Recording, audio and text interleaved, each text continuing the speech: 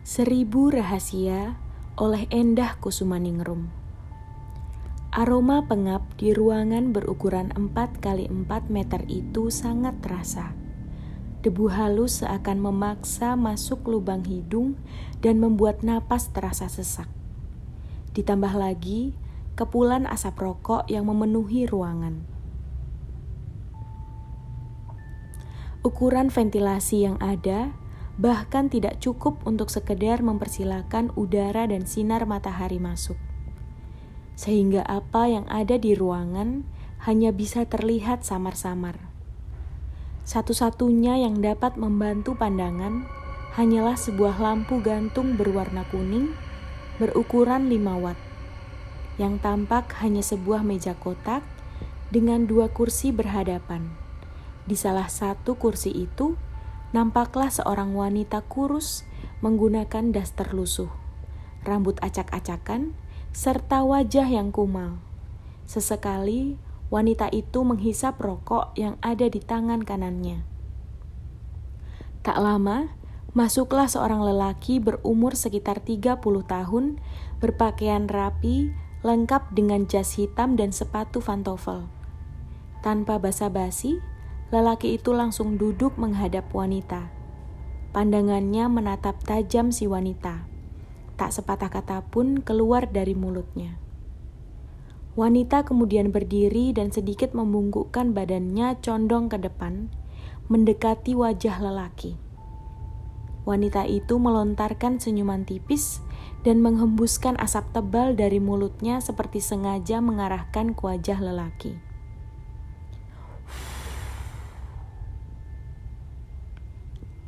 Anda tak sopan membiarkan wanita menunggu.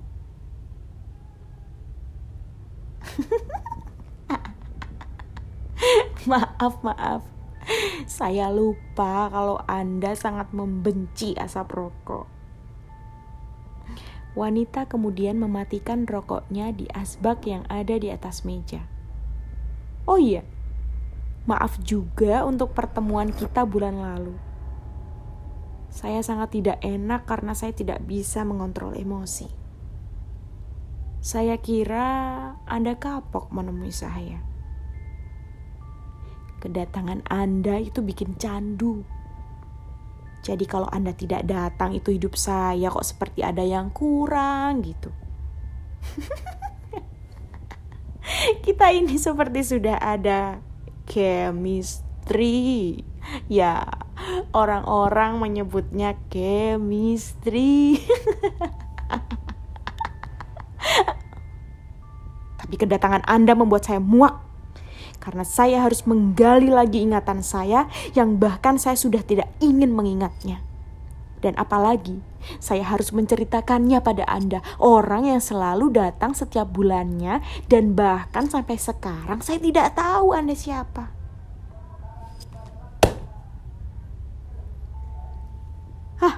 Masa lalu. Lelaki masih diam. Jangan menatap saya seperti itu. Wanita memalingkan wajahnya ke kiri. Wanita menggoyangkan badannya dengan perlahan, kemudian menatap sekeliling menghindari adu pandang dengan lelaki.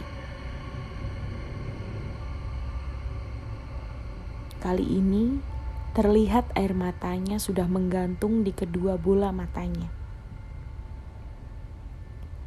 Saya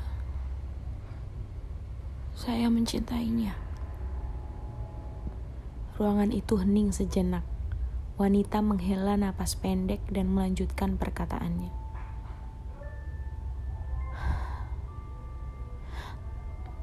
Tapi saya tidak bisa menanggung semuanya. Seketika air matanya jatuh membasahi pipi. Dengan cepat wanita menghapusnya.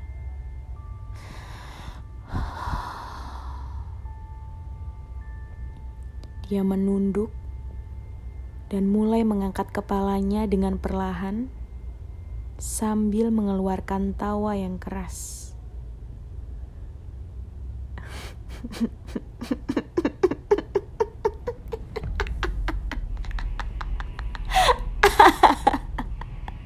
Anda tahu tidak?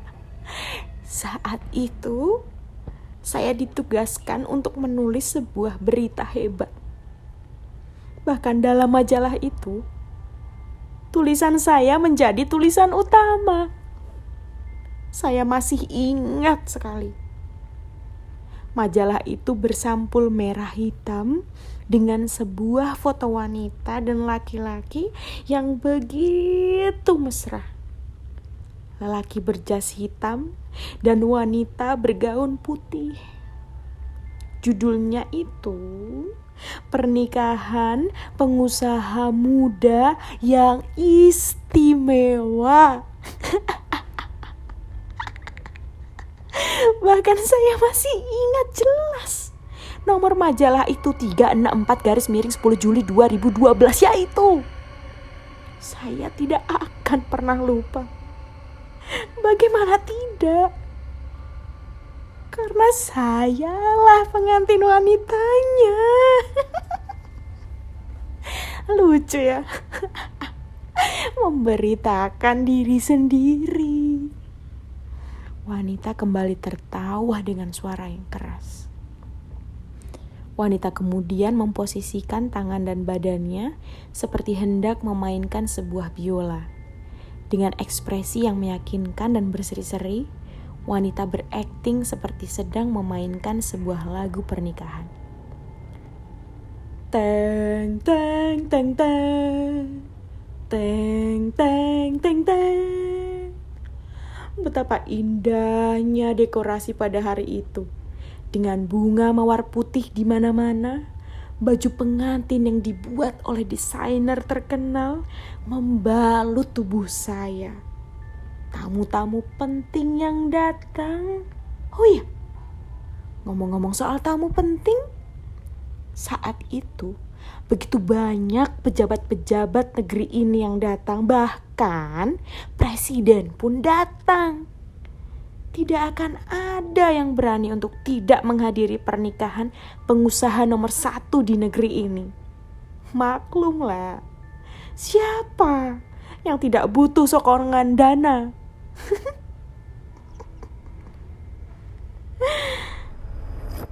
Tetapi kemudian wanita itu mengambil pecahan kaca yang ada di meja dan menggoreskannya pada jari telunjuk sampai meneteskan banyak darah. Jari itu kemudian digunakan untuk menunjuk lelaki. Darah pun berceceran di atas meja.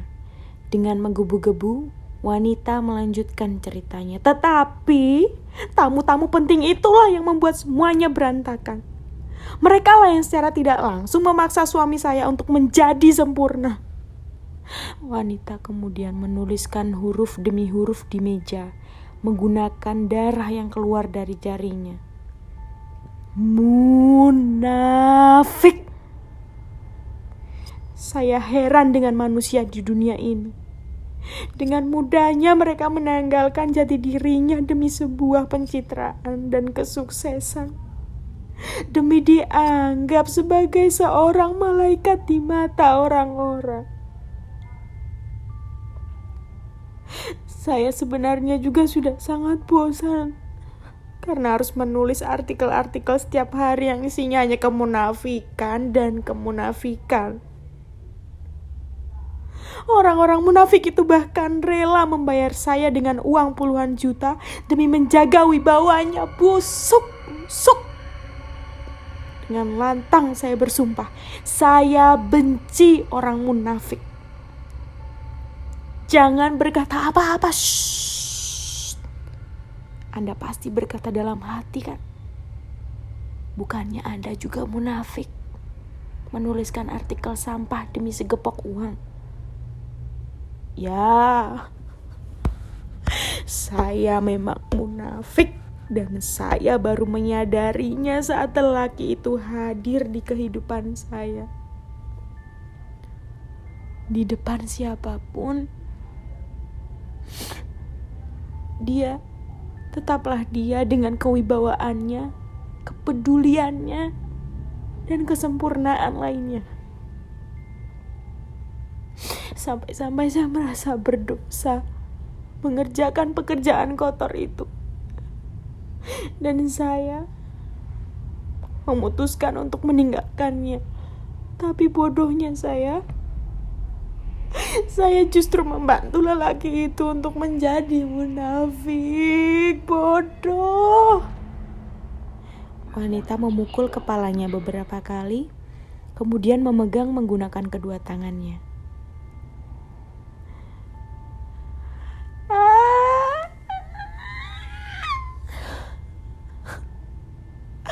Saya bahkan diam seperti Anda saat ini. Saya tahu kemunafikan suami saya. Karena saya ingin menjaga nama baik suami saya.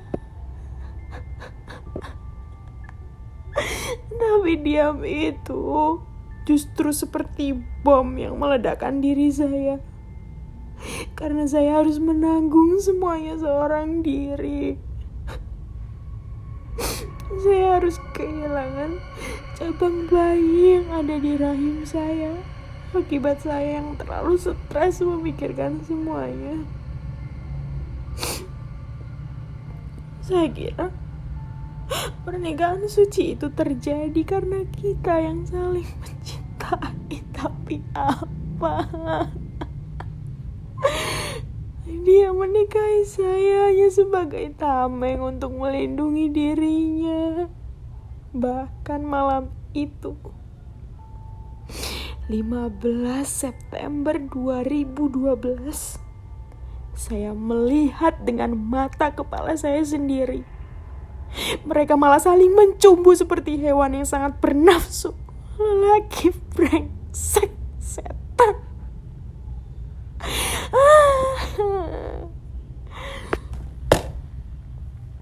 Dia membanting meja ke arah kiri.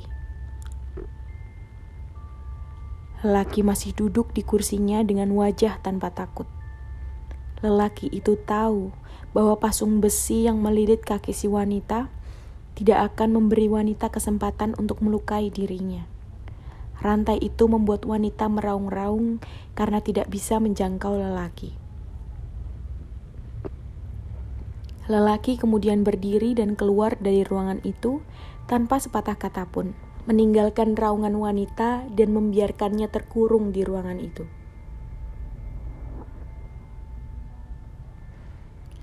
Pintu baru saja tertutup. Ruangan menjadi hening seperti semula. Seketika tubuhku lemas. Aku menjatuhkan diri di lantai.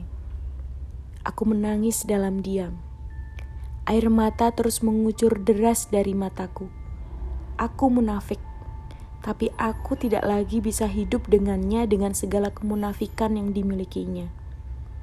Aku juga sudah terlalu sakit untuk menerima kenyataan bahwa sampai sekarang kedatangan dia ke sini hanya untuk mengecek apakah aku masih gila sehingga aku tidak akan membeberkan rahasia terbesarnya kepada semua. Aku masih mencintainya. Walaupun aku tahu, aku bukanlah orang yang dicintainya. Tapi setidaknya, dengan berpura-pura gila, aku bisa bercerita tanpa rahasia. Dan aku bisa memberinya sedikit kebahagiaan dengan diam dan gilaku, sehingga dia bisa hidup dengan tenang, tanpa kekhawatiran akan kehilangan kewibawaan. Kutarik napas panjang dan keluar ruangan itu dengan beribu penyesalan. Istriku, Maria, gila dan semua salahku. Aku bahkan tidak mengetahui bahwa di dalam rahim istriku pernah ada seorang bayi. Setelah sekian kalinya aku kesini, baru kali ini Maria menceritakannya. Aku merasa tidak becus sebagai seorang laki-laki. Aku terlalu brengsek karena menikahi wanita sesempurna Maria dan hanya menggunakannya sebagai kedok untuk menjaga martabatku. Dan tak seharusnya malam itu aku bertemu dan menuruti perkataan Zidane.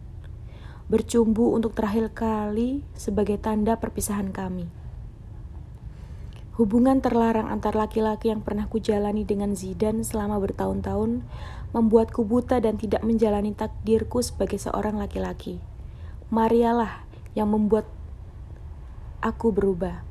Seharusnya yang kulakukan waktu itu hanyalah menghampiri Maria dan mengatakan bahwa aku mulai mencintainya. Kini tak banyak yang bisa kulakukan untuk menebus dosa. Satu-satunya cara adalah dengan datang ke ruangan itu untuk melihat keadaannya dan memastikan bahwa dia masih baik-baik saja.